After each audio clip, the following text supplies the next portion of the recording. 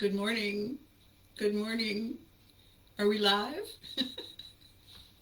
Hello. I'm back, and so are you, and I'm so excited. So I'm going to talk today about this and the shows and our brand and our conversations about being amazing. Is that cool? I'm going to try to do it all in the right amount of time. Anyway, I'm going to start with these. Do you love them? They're notebooks, and one is going to look a lot like the cover of the book, the first book anyway, and this is the other Dark Force version. I'm going to talk about them in a second. First thing I have to do is I have to turn on the other screen, so just give me a second. Is everybody doing well? I hope so. Okay, now,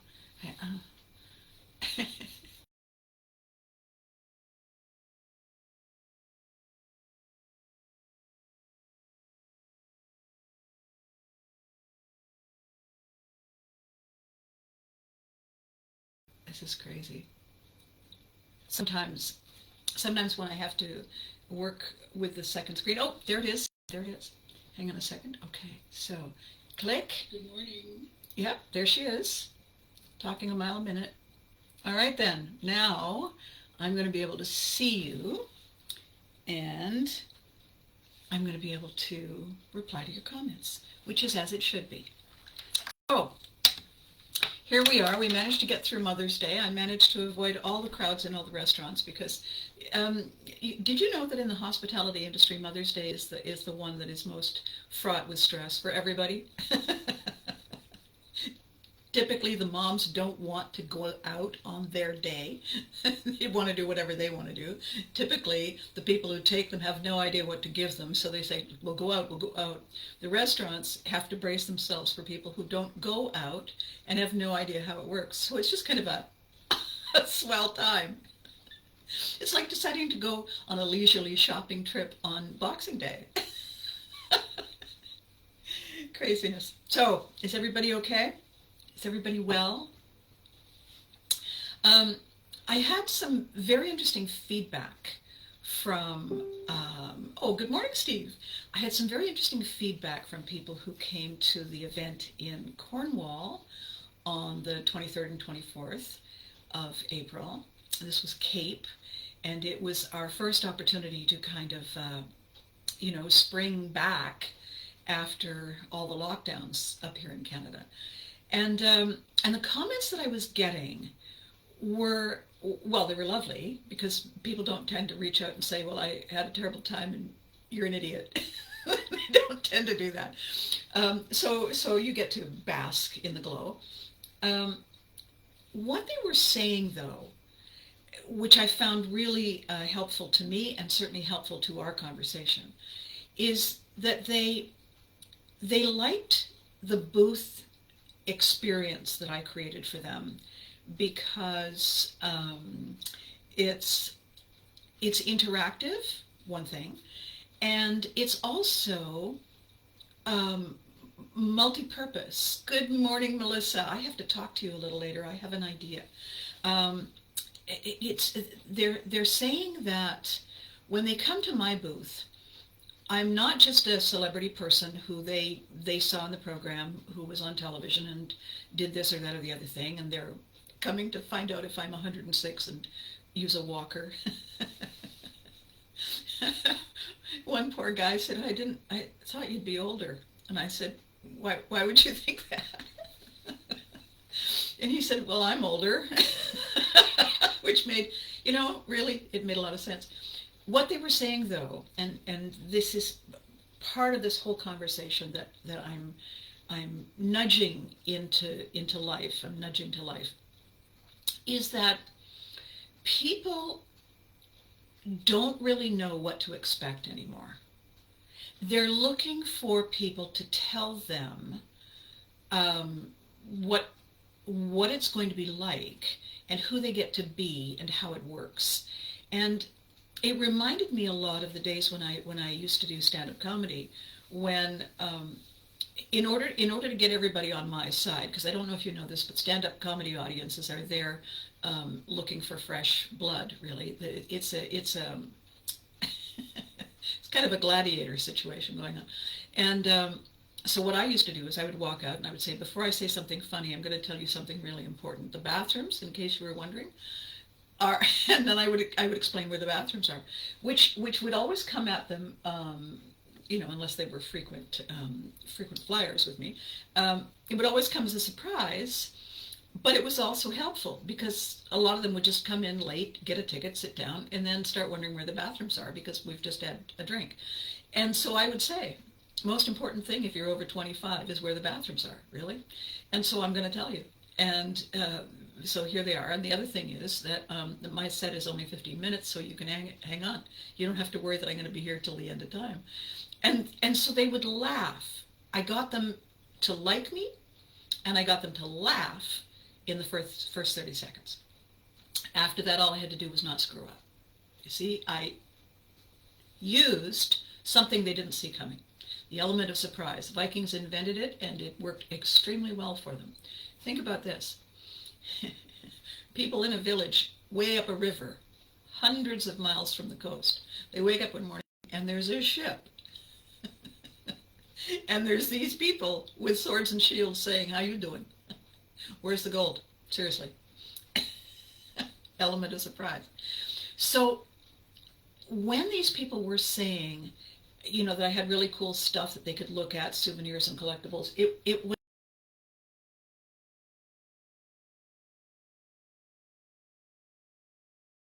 I had the lockers. And sometimes I just have banner with the lockers, so you still get the impression of, when you get your picture taken, you're getting your picture with me and with Mom and the lockers. In this case, I had the real lockers, and so people were able to go around the back and then come out through the door, which was a huge excitement for people who were huge fans of the shows and remembered the kids doing that shtick. They were so excited that they could now, channel Christine and Doug and Vanessa and Lisa, and they were so into it. So that happened, and I can't always get access to them because they're, it's a little bit like saying, where would you like the pyramid? Really? It's not as big, but almost as heavy. And so what I try to do is give people a multi-layered experience with the idea that if they like one thing, they may like something else similar that touches them in a different way. So my table, my booth, always has something that people can buy and take home that reminds them of their favorite memory, not mine. I mean, they're all my favorite memories. It's how I made a living. It was wonderful. So this way of being, not trying to please all the people all the time, but giving them options, giving them, well, good morning, Charles. How nice to see you. Giving people more than one option. It allows them to feel special. It also sets me apart from the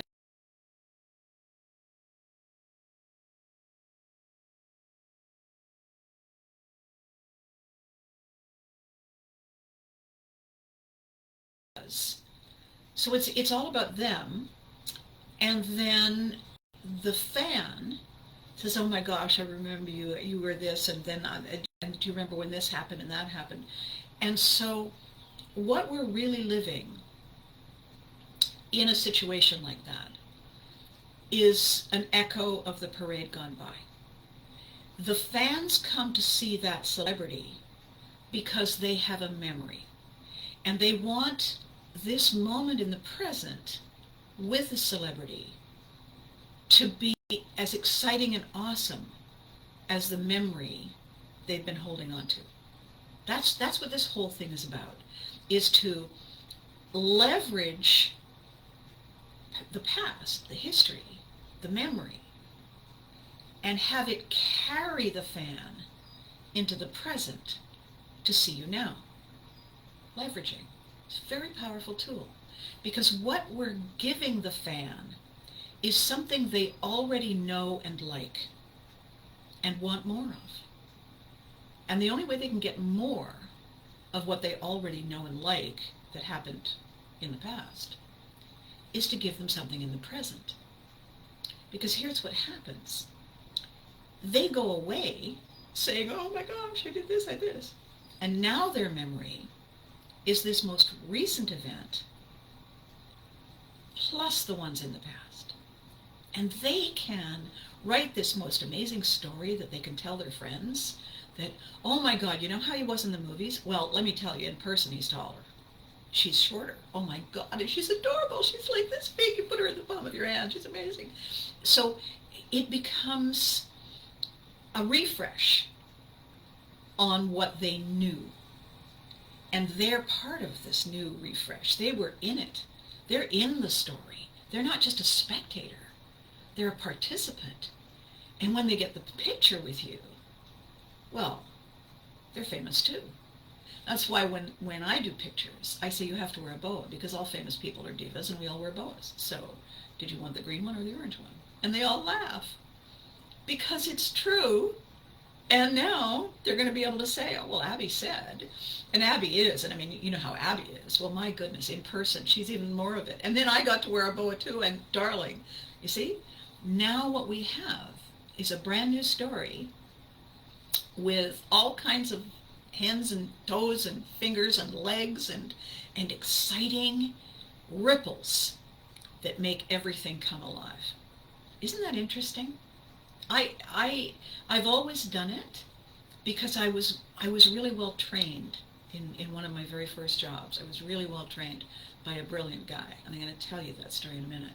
So when I did Cape, I not only had the Lockers and Jim Clark and his wife Sandy and their SlimeCon banner and their SlimeCon shirts and their Slime You Can't Fit on Television jackets, which was an entire world that You Can't Do That on Television fans have remembered. They were able to touch those lockers. They were able to go around behind and look at the signatures, the autographs, the comments that the kids wrote when they were 10 or 12. When they put their hand on those comments, they're touching something that one of their favorite stars created all those years ago. It blows them away. And then when we say, okay, so be very careful, they're heavy, and so are you ready? We're going to go around and take your picture. And so they would open the door and say, hey, Abby. And we would get them bringing to life one of their favorite memories. When it's a show like that, live, and you knew they were live, you knew they were real people, that's one way to bring it to life. On the table, what I had for sale, of course, because it's my 40th anniversary as mom and my 40th anniversary as the Care Bears, I had a special hat that I had made, Mom's 40th anniversary slime cap. It's a trucker's cap with slime all over it, and Mom's face right in the middle. And I had the slime green, let's try and get it off here, slime green You Can't Do That on Television wristbands. How cool are those? And I had the yellow gloves, of course, and then I also had the silly diva sunglasses that you could either be looking through Mom or Abby. And what that gave them was a fun way to say, oh yeah, I need a wristband. Oh my God, can I have a glove? Would you sign it? Absolutely. Now what they're taking away is not just a souvenir that they went into a store and they found a pair of socks that were, created by the Nickelodeon team, and they're for sale at Walmart or something. They got a custom-made souvenir that I personally produced. I am talking to them about it. We just got our pictures taken wearing boas together, and now I'm going to sign it. That's not just a collectible. That is me leveraging the You Can't Do That on Television story and my roles on that series. It's also bringing them into the story beginning now. Forever now, they're part of it. They're part of everything I ever did on that show. Why? Because I'm right here. If they say, could you do the librarian's voice? I say, what do you mean? Why should I do the voice? Who are you? Did you wash your hands? And then they laugh like maniacs. If they ask me to do the other voices, I do them. Why not? I'm here. They're here. They came. They bought a ticket. It's showtime. I am leveraging all of their favorite memory moments to make this moment pure magic. Now, I'm able to do that because of a show. And the same with the Care Bears. You know, I have these gorgeous coloring books, and I have these gorgeous calendars. I ordered them from England, and they're just, my God, they're beautiful. I also, for Brockville and for the shows in Ottawa, I found retro puzzles, 1,000-piece puzzles, and the image that is finished is Care-a-Lot, the early Care-a-Lot, when in 1982 the world first discovered Care-a-Lot and the 6 bears. It's that picture. How awesome is that? So when they're of the right age that Care Bears mean something to them, well, I have these things to talk to them about. I have the wristbands. I have all these sweet little wristbands in the colors of my bears. You know, the bluey green and the pink and the orange. Friend Bear was orange, and Love-a-Lot was pink, and Wish Bear was sort of a bluey green. I have them in those colors. They can tell me which of my bears they liked. And if they liked one of the other bears, I said, well, you can be a friend. I can be a friend. And so they get all kind of nostalgic about that. How much fun is that I can do that I can leverage their memory of that show and all of the beautiful, beautiful Hasbro toys that are out there, all the different bears and the collectibles and whatnot. How awesome that I can leverage those brands and those products and those memories to create brand new ones, face to face, with fans who, if they didn't see You Can't Do It on television, they never saw my face when I was doing Care Bears. They never saw my face when they saw Teddy Ruxpin or For Better For Worse or Charlotte's Web or whatever the cartoon shows. They never saw me. Now they are seeing me. And they know it's real because on demand I do the voice for them. And they're so, you know, if they're locked into it, they're so surprised, they're blown away that the memory they have is right in front of them now. I'm doing it. I am it. It's magic. And this is what we all need. This magic is what we're missing. We have been so set adrift.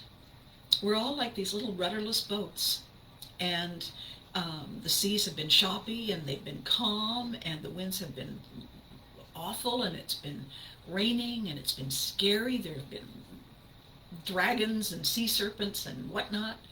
It's been terrifying for the last couple of years. And we had no instructions. The boat we're in has no sail and no oar and no rudder. It's been kind of sitting there waiting, hopefully, to bump into dry land. And when we get off the boat and drag it ashore, that the land isn't filled with scary creatures that want to eat us. I mean, literally, this is what life has been like for everybody all over the world for the last 2.5 years. And people have no idea how to get back. They really don't. They're doing their best, and a lot of times their best is not very pleasant.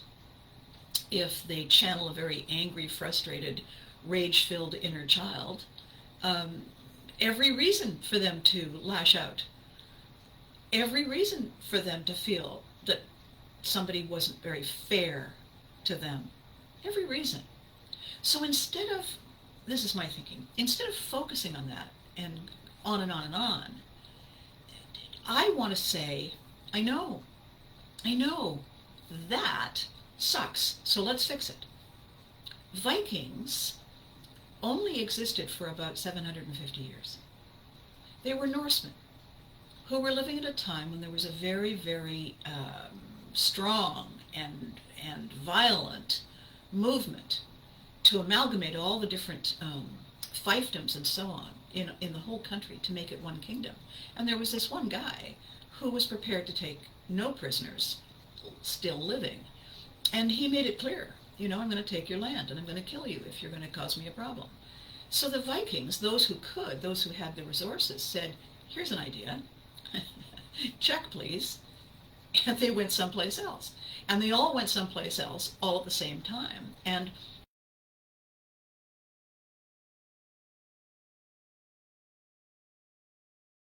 to begin again. So were they desperate? Yes. Did they have time to be polite? No. Did they make friends occasionally? Mostly they were just looking for a fresh start. Sound familiar? That's my ancestry. And then I became a military kid and got dragged all over the place. Why? Because the military is expected to go where it's needed, and you don't get to choose. So, do you make the best of it? Yes. How? You don't dwell on what was. You focus on what can be. And that brings us to pivotry.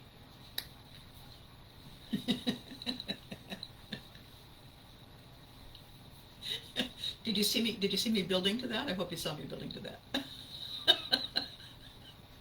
So here's where we are with pivotry. I'm writing the first book. I'm writing the opening book, of course, and I have all my interviews in rough draft, and I'm figuring out, based on what you beautiful people have said to me,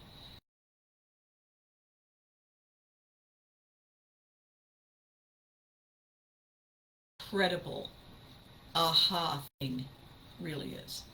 So this is something I need to explain to you in a way that makes you grin. Okay. And actually I could just read it to you because it's part of the first of the book. Every living creature pivots. Every living creature, animal, vegetable, you name it, we all pivot. We lean in, we lean out. You watch trees and plants growing, looking for the sun when there's something in the way, and you see it all finding its place. If you take a plant on a windsill and you turn it, then tomorrow it's leaning the different way because it wants to catch the sun. All living creatures pivot. The difference between all of them and us is that we pivot in 5 dimensions simultaneously. I'm not going all crazy, drifty, fairy with a wand thing here. I don't.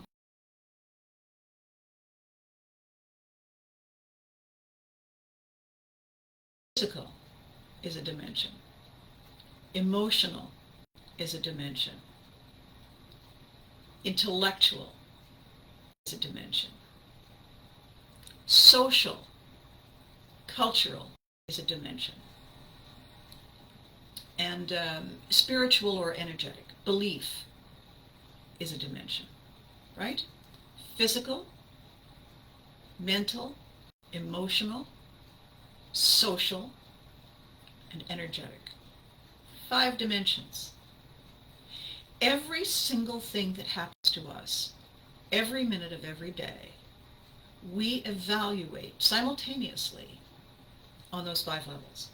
Our brains do that. And I've talked about the fact that we really have 3 different brains. We have a very primitive cave brain that is working on a very old set of rules and red flags, because the cave brain is still living back when we were in caves.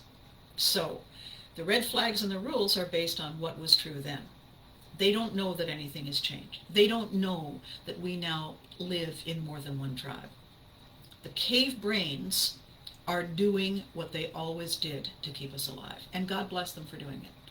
However, they sometimes cause us a lot of stress because they're not factoring in all the modern dimensions, all the modern inputs that we're coping with. So that's the reason we're able to shift to a conscious brain that is aware of what's going on. And we have two of those. One is strategic. One is very big picture and is comparing this to that and the other.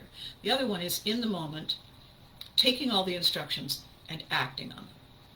We are all of those things, all at the same time. So, that's why it's called pivotry, because we are not simply stopping on a dime, reversing direction and giving 9 cents change.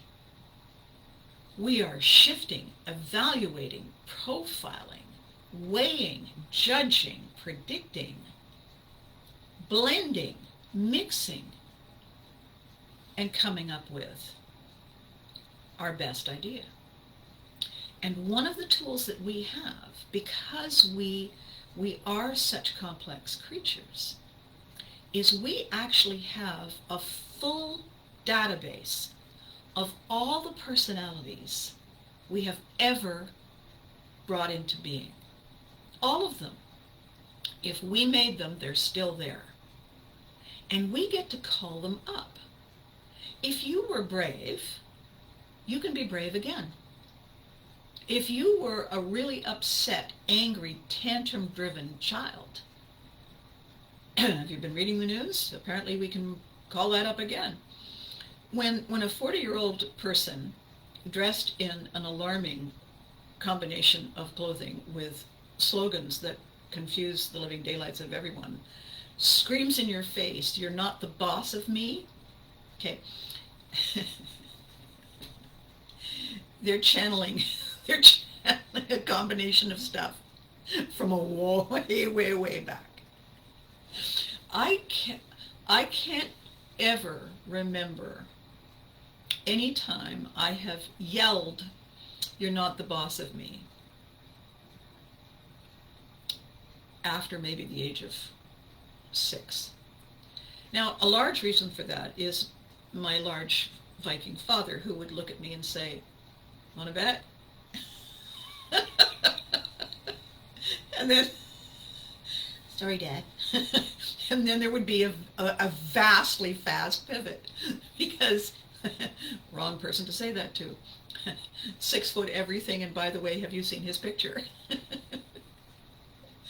So what is magical about us, what is truly incredible about us, this behavior we have that we don't even know exists, is that we are always operating on 5 levels, 5 dimensions, all the time, in an instant.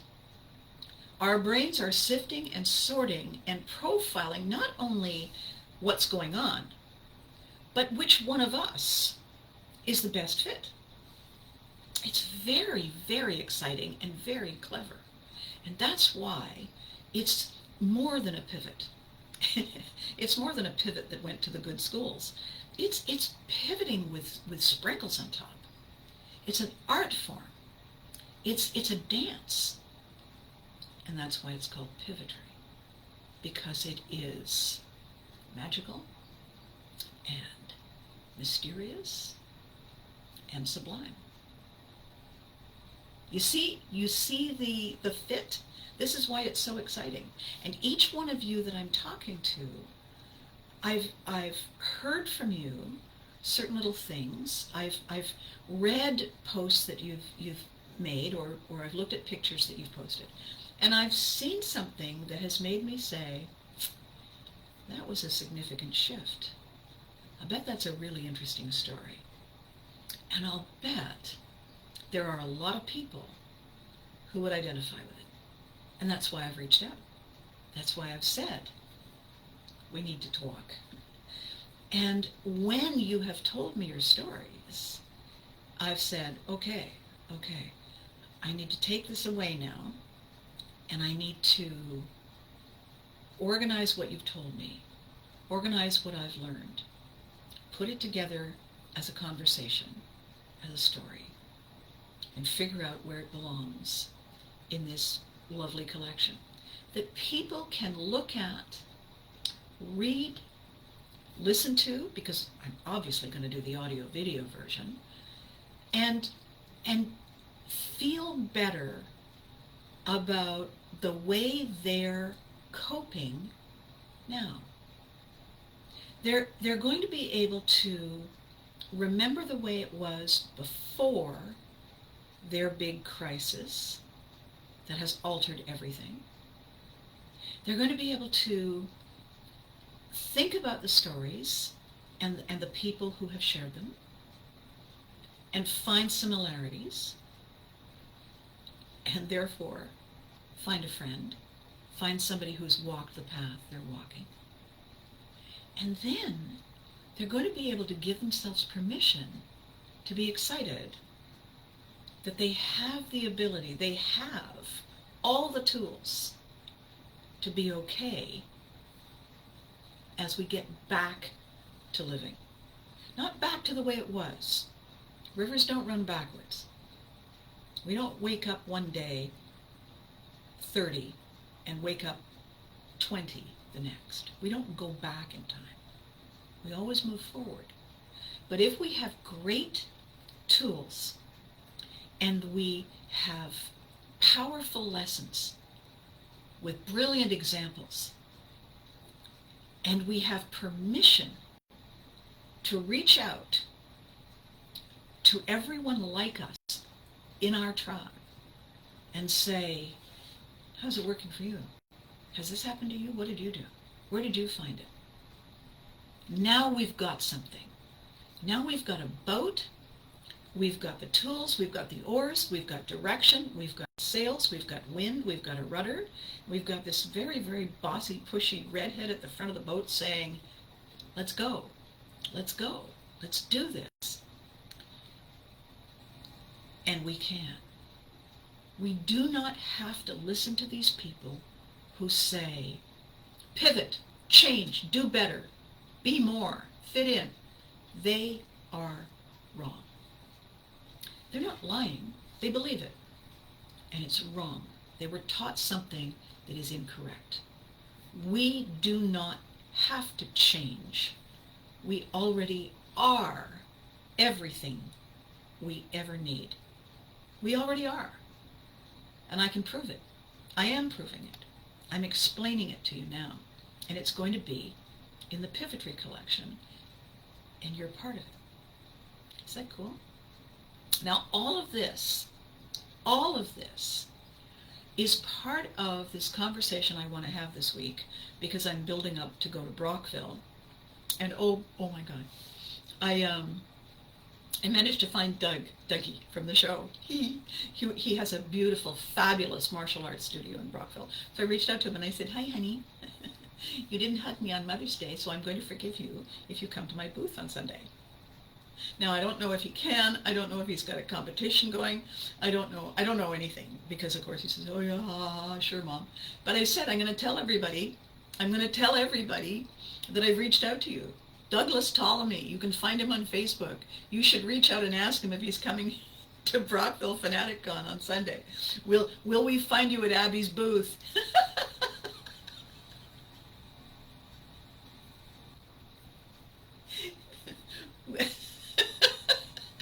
He's a black belt.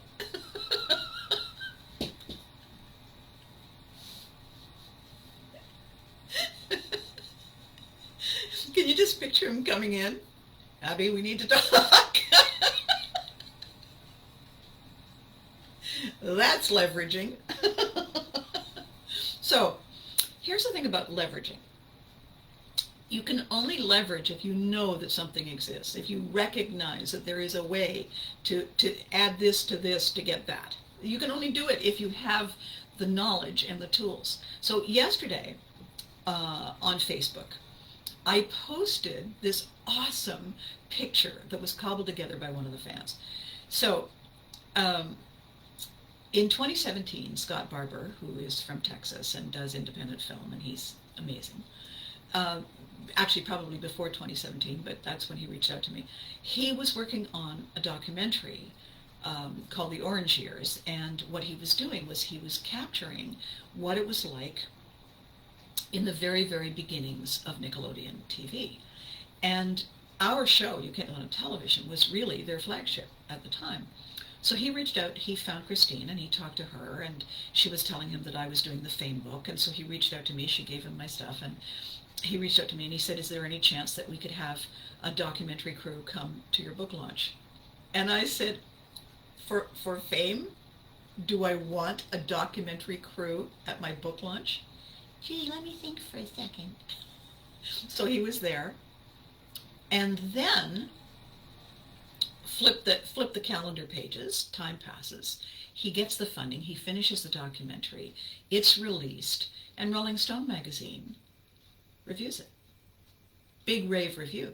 Really, really cool article.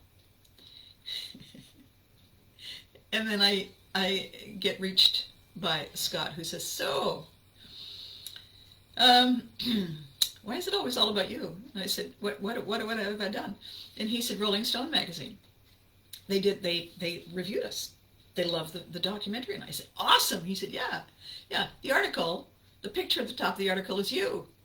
And I said, I'm on the cover? And he said, yeah. I said, Are you telling me I'm on the cover of Rolling Stone? And he said, oh God, I've created a monster. No, I was a monster long before. You've just given me new ammunition. So then I was prattling on about it, on and on and on and on and on, in that adorably annoying way that I have. Next thing I know, one of the fans sends me the picture that, so Billy Kennedy took the actual photograph of me sitting in front of the banner of the lockers, and he caught it at an angle where I'm smiling. You can see the lockers, but the picture that the banner is based on was me coming through the middle of the lockers. So the photograph looks like I'm being photobombed by myself, which is wonderful. So there's me, you can see the mom dressed sort of behind me, and then you can see the lockers, and then you can see another me. And this fabulous fan used the Rolling Stone magazine logo over top of one corner of it. And then, hey mom, and Nickelodeon's Orange Years is in Rolling Stone magazine. That is brand leveraging. And it's brand leveraging in so many brilliant ways, because when you think about it, Scott Barber is an independent filmmaker. The Orange Years was his documentary about Nickelodeon television. Rolling Stone magazine interviewed him after they screened the film, and they wrote the review. The picture I've used is of me sitting in front of a banner that honors the You Can't Do That on Television iconic lockers. And that picture was taken at my Fame book launch when Scott was there. And this photograph that Billy was taken at Fanaticon Ottawa in 2019. Do you see how brilliantly that becomes a fabric? That becomes a layered, textured story, linking completely random things. They're not totally random. I mean, you can link Nickelodeon and Abby Hagyard. You can link the Orange Years and Fame. You can link Scott Barber and the photo shoot and documentary footage he shot at Paul Couvret's studio in Ottawa. These all make sense, but you wouldn't see them stitched together unless somebody said, you know what, I'm going to create something magical here. And once you see it, you can't unsee it. Once you know that the name Rolling Stone magazine and Nickelodeon television and those lockers and Abby Hagyard and the Orange Years were at Fanaticon Ottawa in 2019, then Fanaticon showrunner, Lance Moran, has all of that incredible resource that he can draw on. He can leverage all of those vastly more famous, right now, vastly more famous entities and legitimately say, how you doing? Yeah, we did that. And it's true. It's not a gimmick. It's not faked in any way. It's true. You have to understand how the brand leveraging process works to make it work for you. Now that's in business. The thing is, when we go, I love Nickelodeon in the 80s. Yes, Charles. Me too. The thing Paul, good morning. Yay. Hi. The thing we can do once we understand it is we can use exactly that kind of strategy in our personal lives. Easy. Once you know the shortcut, once you see how it's done. So I'm currently talking to some really interesting guys who are creating a new event. And they said, one of them said, you're our first celebrity. And I said, well, I'm more than your first celebrity. I'm your leverage marketing specialist. We need to talk. Let's figure out a way to make your entrance into this world you're joining a shortcut. Let's give you some tools. So I'm going to be talking to them this afternoon. Because do I want help? Sure. Do I want to be there? Sure. If I'm there, can I see more public people? Sure. Can I show them more stuff? Will they buy more stuff? With any luck. Do I want that opportunity? Yes. How can I make that opportunity work for me? By making it work for them. Why would I do that for them? What's in it for me? Well, because I'm a lovely human being. Also, because this is how it works. We don't just have one person on one side of a boat rowing. We all got to row if we want to get to Paris in time for Fashion Week. We're in it together, right? So here's the thing. You have physical memories. For instance, Charles decided to go on a fitness program for a couple of years because he had health issues. He has very distinct physical memories of that experience. He has very distinct emotional memories of that experience. I know I do of mine. He has very distinct social memories. He has very distinct mental memories. And he has very distinct belief memories, spiritual, energetic memories. Of each step in that decision, each step in that commitment, each step in that transformation. He can remember the pain. He can remember the sweat. He can remember the day his pants no longer fit and he needed a smaller size. He can remember saying no to foods that he really liked, but he had a choice, and he chose. He can remember those things. And he can apply them to any next thing. Charles just said, oh yeah. Charles, I could actually hear you when I read that. Oh yeah. You see those little words? Oh yeah? Mm-hmm. I see your eyes. Oh. So if you can remember that in that context, you can apply it in any context. If you have to be disciplined to do something that is hard work, and you're doing that because you can see an outcome that has huge value for you, then you can stick to it. You can deal with the other health issues. You can deal with idiots who come out of the woodwork and make your day a challenge. You can deal with all these things by using all those memory moments, the physical ones, the emotional ones, the mental, the spiritual, the social, all of them. You can use those memories and pull out the part of you that beat the odds in a moment that is very similar in the way it feels right now today. You can transfer what was, what you did, who you were, and bring all of you, all of that you, to today, like that. Because you always have. You just didn't know. Because, by the way, you were busy doing it.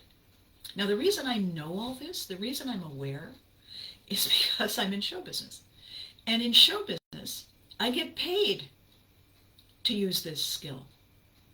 When I show up to audition, and they say a new character, and it's this and this, I get to tap into all of my memories. They tell me what the character's supposed to be like. They tell me what the concept of the show is. And I get to tap into and use my imagination and say, what about this? And they say, no, okay, what about that? And they go, and I say, what about this? And they say, oh, yeah. See? Now, what I'm doing is a technique. Actors have different styles of performing. And this technique that I'm talking about is called remembered response. If you can remember the way you responded to a thing 20 years ago, close your eyes, remember it, you can do it again. You can repeat it. Because you never lose it. It's always there. It's always stored. What we do need to teach you is how to go get it. And it's okay. We got time. Not today, but we have lots of days. So we're going to walk through that. Now, this is what I used to do when I was teaching actors, kids. I would say, if you're in a play and you're supposed to be a murderer, you don't have to go and hurt anybody. But you can walk out on the stage, walk out in front of the camera, and give everybody the most amazingly authentic version of you as somebody willing and able to do something violent. If you can remember how you killed a mosquito. You ever been awake in the night on a hot night and it's just you and that mosquito? And you're lying there. And the thing is, you're lying there and you know you're the victim. You know what's coming. You can't see the thing. You can just hear it. The whining drives me insane. If they just wouldn't whine, it wouldn't be so bad. So what do you do? How do you get ready for when that mosquito makes its fatal mistake? Well, do you have some kind of a weapon? Are you bracing yourself? Are you readying yourself? Are you slowly taking your hand out from underneath the covers?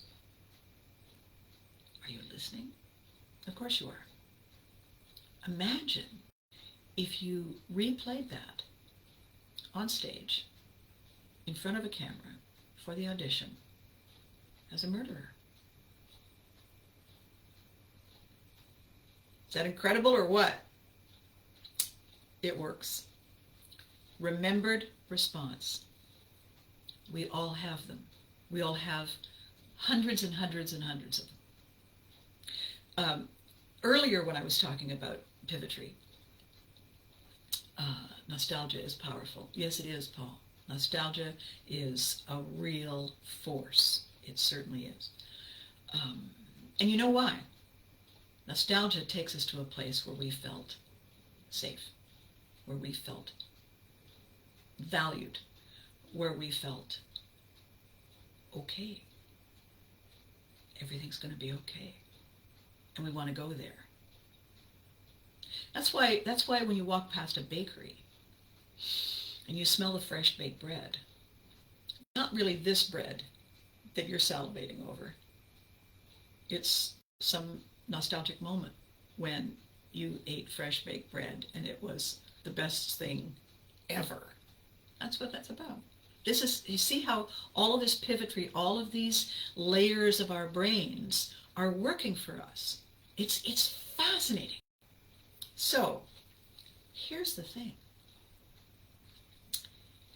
If you could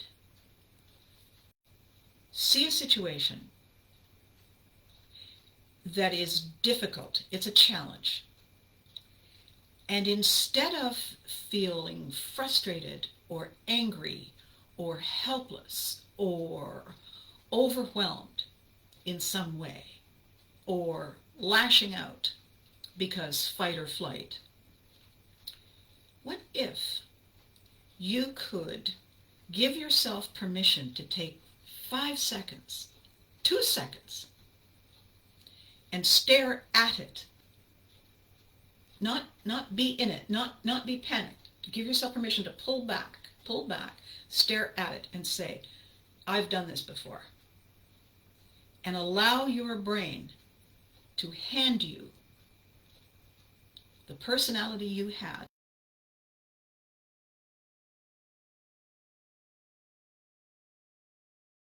Use a remembered response to deal with something that is happening to you right now, physically, mentally, emotionally, socially, or spiritually, or energetically.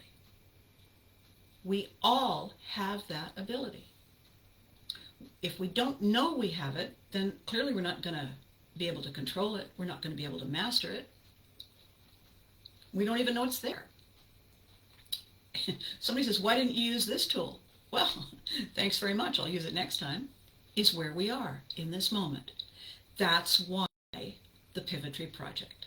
That's why I said, okay, I already have 2 other projects I want to lead with Story Me TV. But you know what?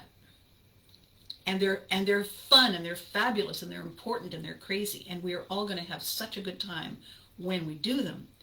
This is important. This is not only going to be exciting and very gratifying, it's going to help us all get ourselves back, get our walk in here back. And I want to be part of that, and I know you do too. So, I'm going to show you these books. So, what I did as a sample idea was I ordered these notebooks. So this is the Pivotry in Motion notebook that is going to look like the cover of the book. And it's just a notebook, it's got line. And I made a pen that matches, right? And then I saw this, and I just, my heart, I said, oh my goodness. So again, it's a notebook with lines and the pen. And the reason I'm using them is I'm using them as journals. I've never been a journal writer. I've never been somebody who does that on a daily basis. I've usually had a hard time meditating because when I close my eyes to meditate, I fall asleep and the next thing I know, it's tomorrow. So what I realized for this, though, was that if I got in the habit of using it, I can't ask somebody to do something I haven't done or tried or failed or succeeded. So what I've done every day at the end of the day is I've written down things that I've used my pivotry skills for in a specific way that I can share. And as the days go forward and in the book, I'm going to use them. I'm going to pull them from my journals and write them down. I'm not pitching that you get these. I haven't got them available yet to sell. I have to go back to the people who make them and find out if they do something like that. It's a really good place to keep all your notes and all your suggestions to yourself and all your reminders. And sometimes I don't want to write anything, but I had an aha moment, and I'll take a little Post-it note and jot something on the Post-it note, just stick it on the page and put the date.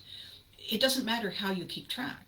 The idea is to begin to recognize that you are doing this and you have always done it. And now you want to see yourself doing it to make yourself feel, all right, I'm actually good at this. Because what we all need is that boost of validation and confidence and affirmation that we already are all that we need to be in order to step into our next chapter, move beyond COVID, take on whatever else might be coming. Because things are always coming. Some of them are good, and some of them are a surprise, and some of them are awful, and some of them are, just life.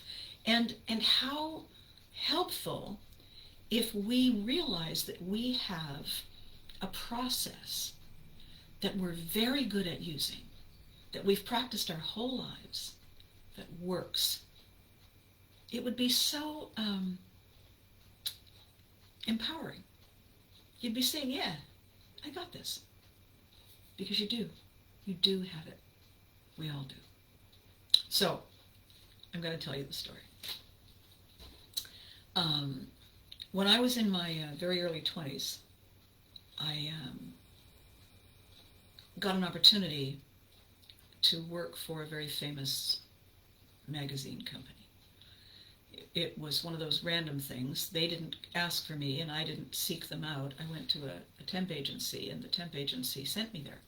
And I passed my audition, and I ended up working for the executive advertising director of Playboy magazine at its advertising headquarters in New York City, Manhattan. And when you went to work for the magazine in the day, and Hugh Hefner was often in New York because advertising, and so I met him. I knew him fairly well. I didn't pose for the book. I didn't work at the Playboy Cubs. I was part of the magazine empire. And he told me a very interesting story. It's two things. It is definitely a pivot. It's a pivotary moment for sure. It's also my favorite example of leveraging something people already know to give them something completely new. It's my favorite true life example of saying to people, do you like this? If you like this, you're going to love that. And that shortcutting is leverage marketing, brand leverage marketing. And I use it all the time. My entire video today has been about leveraging different situations, knitting them together, and creating something exciting, magical, and new. So here's the story. Hugh Hefner worked for a different magazine initially. As a young man, he was in sales and marketing. And they had decided that they were going to expand. They were going to go to New York. This was just at the end of the Second World War. So, grandfather's time, right? Great-grandfather's time. And he said, why would I go to New York? My family's here. My job is here. And they said, because we're going to give you a $5 a week raise. Now that's $5 then. Whatever the exchange is, whatever the inflation rate is, it certainly wasn't $5 now. They said, we're going to give you a $5 a week raise because you're good in sales. That's the incentive. And he said, I want a $5 a week raise because I'm good and you need me, and I want another $5 for the inconvenience of having to relocate. And they turned him down. And he was pretty glad, actually, because he'd had an idea for a magazine in the back of his head for a while. And so he went to his family and told them his plan, and they all got together and they found enough money for him to publish his first test magazine. And his idea was this. It was just at the end of the Second World War. And all of the returning war heroes were coming home. They were changed. They were different. They'd seen the world. And they'd put their lives on the line to serve. And they saw everything differently now. And he said to himself, these men and women are our heroes right now.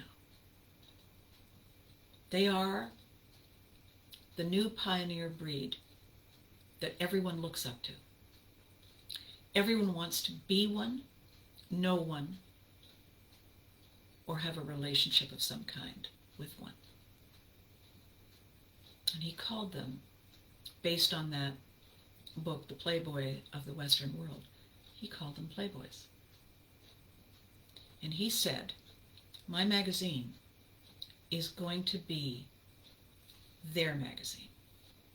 I'm going to find products and writers and cartoonists and illustrators and stories and concepts, ideas that appeal to that man who has seen everything and lived to tell the tale. There was an old World War I song called, How Are You Going to Keep Them Down on the Farm After They've Seen Paris? After they've been to Paris, what's going to keep them milking cows? They're too sophisticated. They've outgrown their old life. This was Hugh's idea of the target audience, the niche for his magazine. And he wanted to take glossy, classy, sexy, pin-up pictures of impossibly beautiful women and put them on the cover. The artist that he was aiming to emulate was a man named Vargas, who drew these gorgeous, if you Google him, Vargas, V-A-R-G-A-S, these gorgeous, impossible creatures who were breathtakingly lovely. And Hef said, that's the kind of look I want. I want elegance, sophistication, sexiness, naughtiness, and class. And I want all my products and all my services to reflect that. I want all the authors and cartoonists and famous people we interview, I want them all to reflect that, because that is the least our returning heroes deserve. That's a pretty cool pitch, don't you think? Because if you aren't a Playboy, if you aren't a returning hero, if you want to know one or be able to claim that you're like one, are you going to subscribe to that magazine too? Absolutely you are. It's who you want to be seen to be. It's who you want to emulate. So he used that whole concept as the pitch to get subscribers. But then, here's the genius. Do we have trumpets or anything? Oh, no, you don't. Here's the genius. If Garen is watching, here's the genius. Hugh Hefner went to all the A-list advertisers in New York and told them about his magazine. And they all said, yeah, we're in. And they all sent him their imagery. This is our logo. This is the image. And this is our slogan. And he said, thank you very much. I'm not going to use your slogan. You're going to want to use mine. And those very well-established, good morning, Kevin, those very well-established A-list advertisers said, I'm sorry, and you're who? Do you have any idea? Do you have any idea who you're speaking to? We always use our slogan. And Hef said, want to hear my slogan? And so let's pick a product. The guy who creates yellow gloves, the guy who creates light bulbs says, yeah, I want to hear your slogan. Hit me. And Hef said, the Playboy man uses light bulb ideas.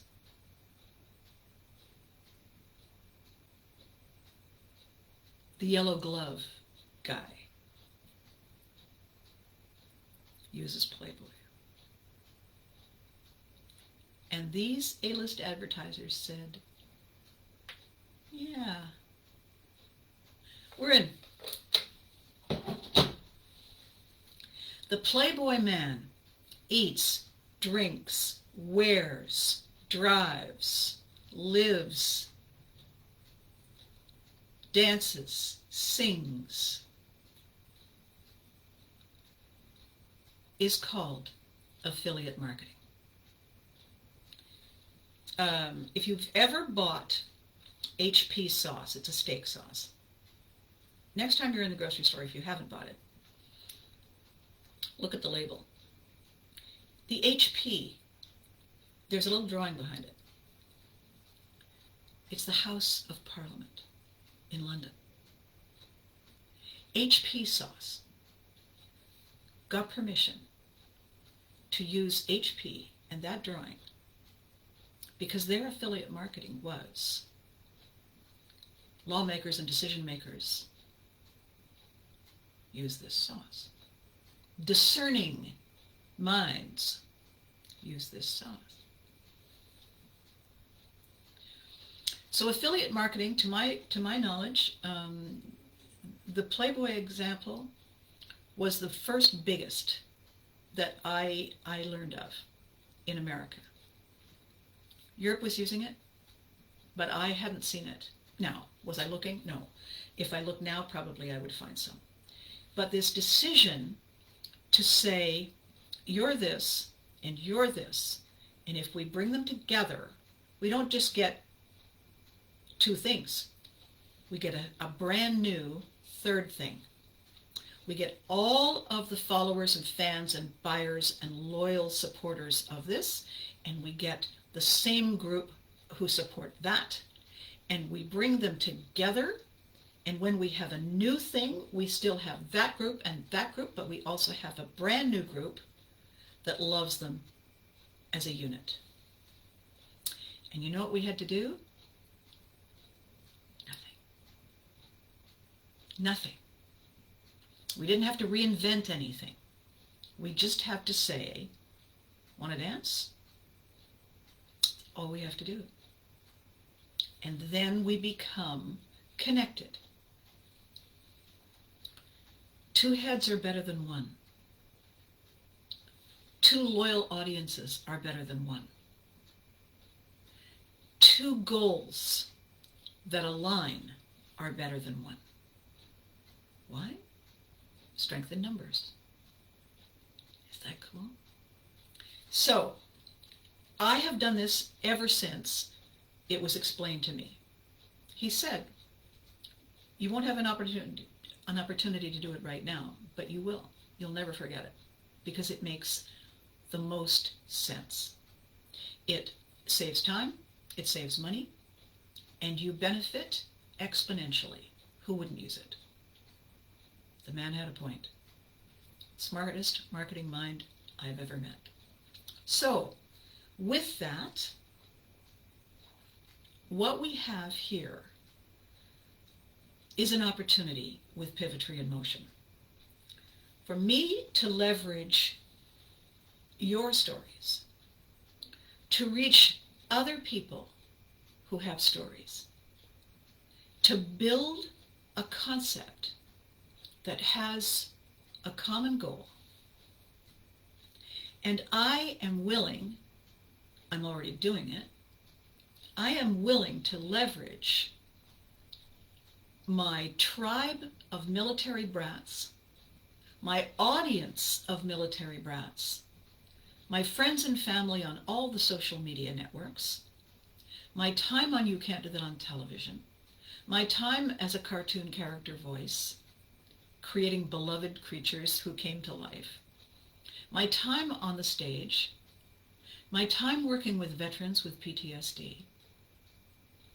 I'm willing to leverage every single one of those things so that every single one of those groups who only knows this or only knows that or only knows the other suddenly realizes how big the tribe is and how valuable the knowledge is that I'm sharing.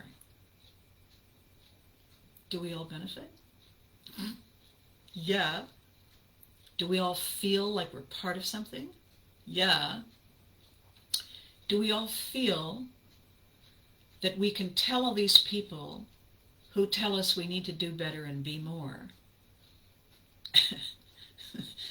that thanks so much, but I have something to do, and leave them behind? We can do that. I am doing it. And every day, in every way, I'm coming up with opportunities to teach you. Because why should I do it all alone? I've got you. I have people. I have people. Is that amazing? The other thing, just as an aside, the byproduct, the benefit, huge benefit of all of my friends in New York realizing where I worked is, do you know any of the models? No, I don't. Are you going to be one? No, I'm not. Was one conversation, but the other one was, oh my gosh, can you get cool stuff for Christmas presents and birthday presents? Yes, I could, and I did. So, that's today's video. What do you think, guys and gals, boys and girls, humans of all shapes and sizes? What do you think? I'm onto something. We are onto something. We are five-dimensional people working with three brains. People need to be aware of that. People need to say, oh, well, no wonder that works. Well, why isn't that working? And the answer is practice. Practice, practice, practice. Is that exciting? Okay, so that was today. Thursday is coming, 2 days from now, and I have more to share on this. I have more to share on brand leveraging. I have more to share on partnerships and mutual admiration societies. I have more to talk about that I think is important. It's certainly important for the project. However, the project is only important because of you, right?